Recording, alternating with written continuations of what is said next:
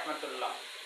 প্রাণপ্রিয় ভাই বোনেরা, আমার লাভলি ভিউয়ার্স, চাকরির প্রত্যাশী ভাই বোনেরা, আজকের আলোচনার বিষয় হচ্ছে জাতীয় সংসদের নতুন স্পিকার নিয়ে আজকের আলোচনার বিষয়।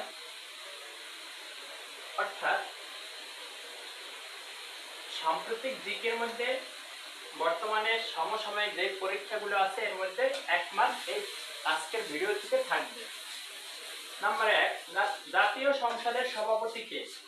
আমাদের দেশের যে জাতীয় সংসদ আছে তার সভাপতি হচ্ছে স্পিকার। জাতীয় সংসদের সভাপতি হচ্ছে স্পিকার। খুবই গুরুত্বপূর্ণ প্রশ্ন।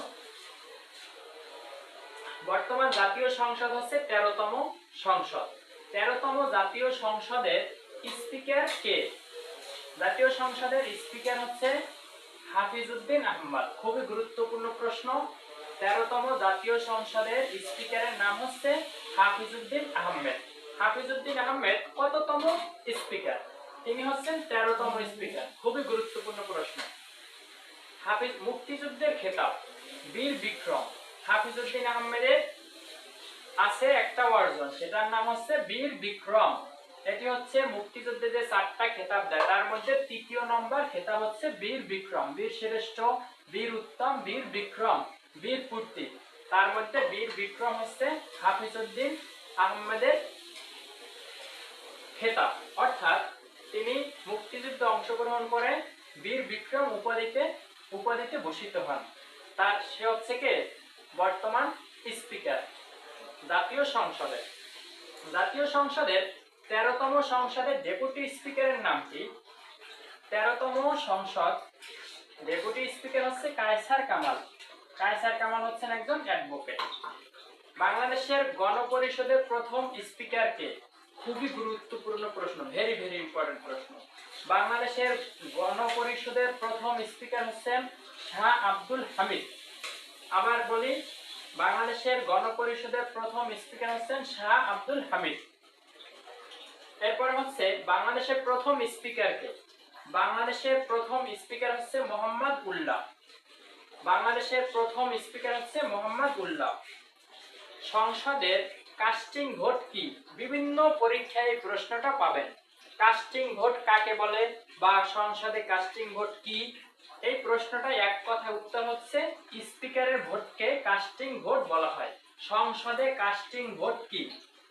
স্পিকারের ভোটকে কাস্টিং ভোট বলা হয়। খুবই ভেরি ভেরি ইম্পর্টেন্ট প্রশ্ন। 3 স্টার দিয়ে দিলাম। এরপর হচ্ছে সংবিধানের কত নং অনুচ্ছেদে স্পিকারের কথা বলা হয়েছে বা আছে?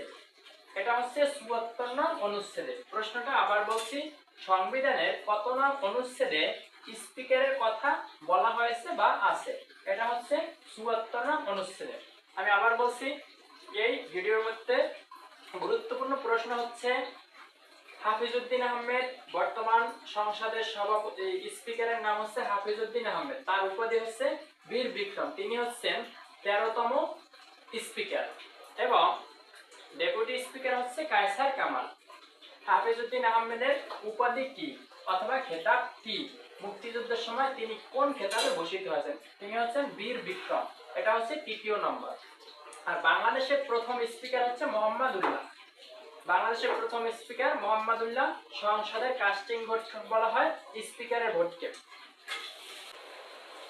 স্পিকার হলো একটি সাংবিধানিক পদ। স্পিকারের পদকে বলা হয় সাংবিধানিক পদ। এরপর হচ্ছে রাষ্ট্রপতির পদ শূন্য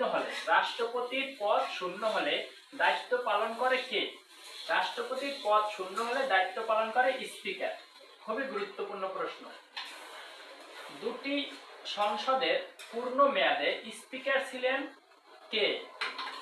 দুটি সংসদের অর্থাৎ পরপর দুটি সংসদের পূর্ণ মেয়াদে, খণ্ডকালীন না, পূর্ণ মেয়াদে স্পিকার ছিলেন শামসুল হুদা চৌধুরী। তিনি মহান এক ব্যক্তি, তিনি এবার ভাগ্যবান ব্যক্তি। কারণ হচ্ছে পরপর দুটি সংসদের পূর্ণ মেয়াদে স্পিকার ছিলেন, তার নাম হচ্ছে শামসুল হুদা চৌধুরী। আশা করি বাংলাদেশের জাতীয় সংসদের স্পিকার সম্পর্কিত সকল প্রশ্নের উত্তর এই ভিডিওতে পেয়ে যাবেন। পরবর্তী ভিডিও পেতে সাবস্ক্রাইব করে পাশে থাকুন।